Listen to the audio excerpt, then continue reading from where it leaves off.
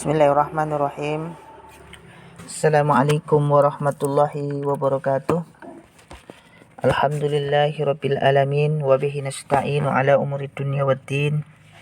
Ashhadu an la ilaha illallah wahdahu la syarikalah wa ashhadu anna Muhammadan abduhu wa rasuluh. Allahumma shalli ala Muhammad wa ala ali Muhammad. Amma ba'd, ikhwani fid din rahimani wa rahimakumullah. Pada kesempatan kali ini akan kita bacakan kitab Mukasyyafatul Qulub, yaitu lanjutan dari bab silaturahim, halaman 168.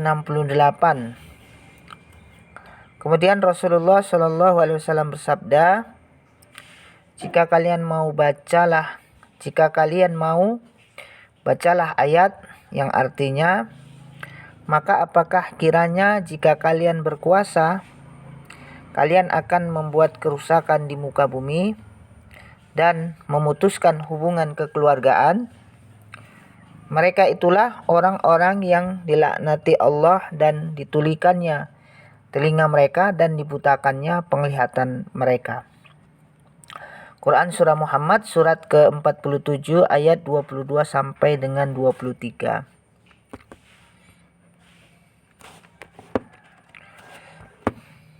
Jadi dalam ayat ini Allah SWT mengancam orang yang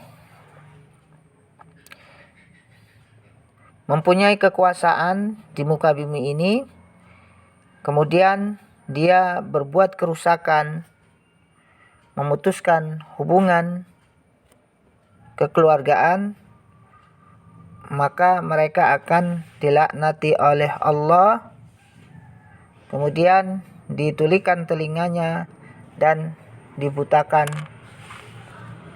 penglihatan mereka. Kemudian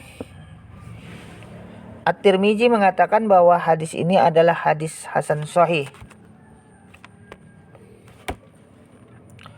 Adapun Ibnu Majah dan Al-Hakim mengatakan bahwa hadis ini sahih isnad. Abu Bakrah radhiyallahu anhu meriwayatkan bahwa Nabi SAW bersabda, tidak ada dosa yang lebih pantas Allah segerakan hukuman bagi pelakunya di dunia dengan apa yang disimpan baginya di akhirat daripada kezaliman dan pemutusan silaturahim.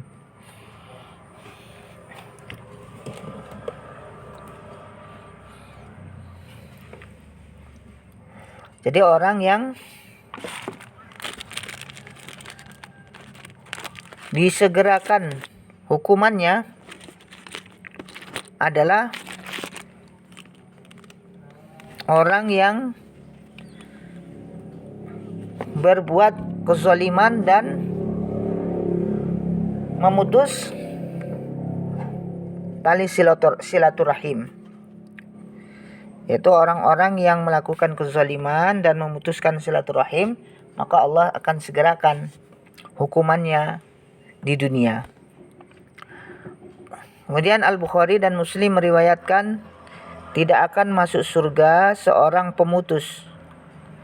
Sufyan berkata, yakni pemutus silaturahim. Kemudian Ahmad dengan sanad para perawinya yang thiqah meriwayatkan, amalan-amalan anak Adam diangkat ke langit setiap hari Kamis dan malam Jumat. Maka tidak diterima amalan pemutus silaturahim.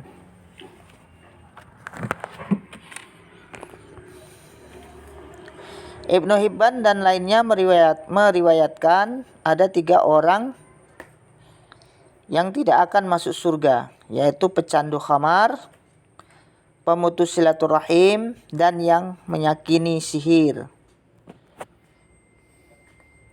Secara ringkas, Ahmad, Ibn Dunya dan Alamat dan Al-Baihaqi meriwayatkan, suatu kaum dari umat ini tertidur setelah banyak makan, minum, dan bermain.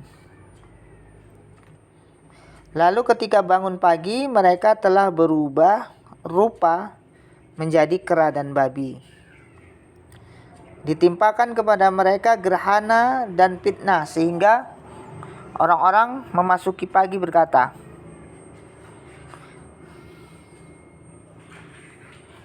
tadi malam terjadi gerhana pada keluarga fulan. Tadi malam terjadi gerhana kabilah si fulan. Oleh karena itu dilemparkan kepada mereka batu dari langit sebagaimana yang dilemparkan kepada kaum Nabi Lut alaihissalam atas kabilah-kabilah di situ.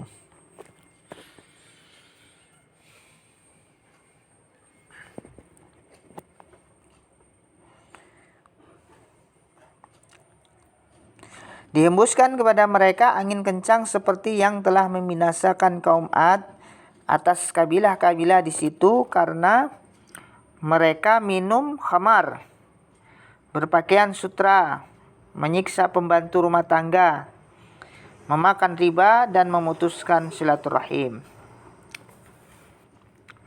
Masih ada satu perangai lagi yang lupa disebutkan Ja'far dan At-Tabrani dalam Al-Awsat. Jabir radhiyallahu anhu meriwayatkan Rasulullah sallallahu alaihi wasallam datang menemui kami ketika kami sedang berkumpul.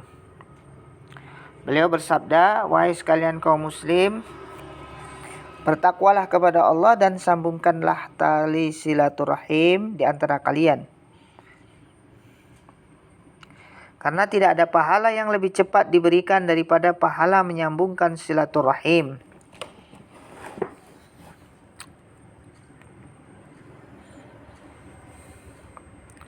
Berhati-hatilah kamu terhadap kezaliman, karena tidak ada hukuman yang lebih cepat ditimpakan daripada hukuman atas kezaliman. Berhati-hatilah agar jangan mendurhakai orang tua.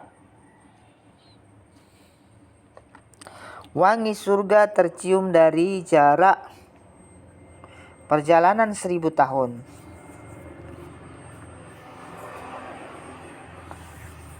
Tetapi Allah tidak akan menganugerahkannya kepada pendurhaka terhadap orang tua, pemutus silaturahim, orang tua pezina, dan orang yang sombong, karena kebesaran itu hanya milik Allah, Tuhan semesta alam.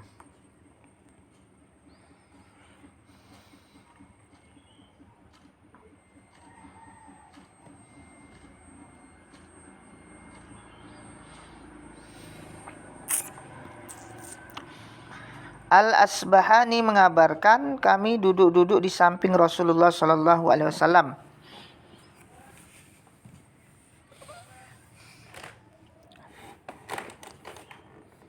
Beliau bersabda, tidak duduk bersama kita pada hari ini pemutus silaturahim.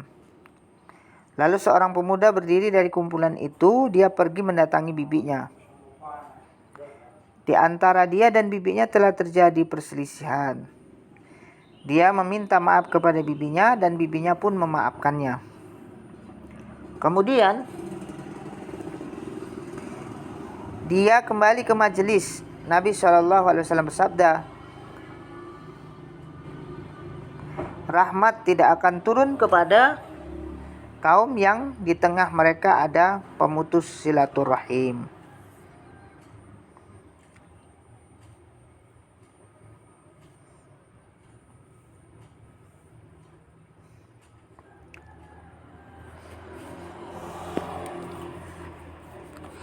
At-Tabrani juga meriwayatkan para malaikat tidak akan turun kepada kaum yang di situ ada pemutus silaturahim.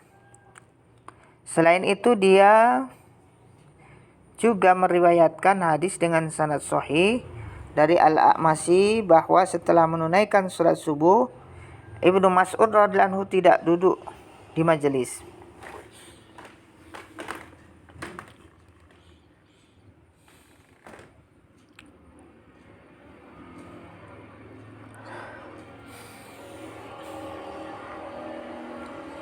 Dia berkata, Allah mencela pemutus silaturahim. ketika pergi,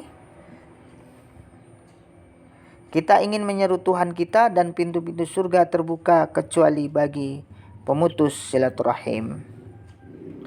Ikhwani fiddin rahimani wa rahimakumullah. Demikianlah telah kita bacakan kitab Muqasyyafatul Qulub, yaitu tentang pentingnya menjalin silaturahim dan tentang bahayanya perbuatan memutus tali silaturahim. Di antaranya adalah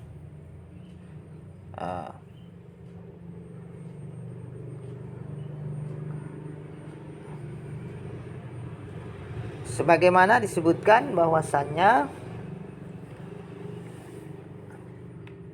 hukuman dari Allah SWT akan disegerakan di dunia bagi orang-orang yang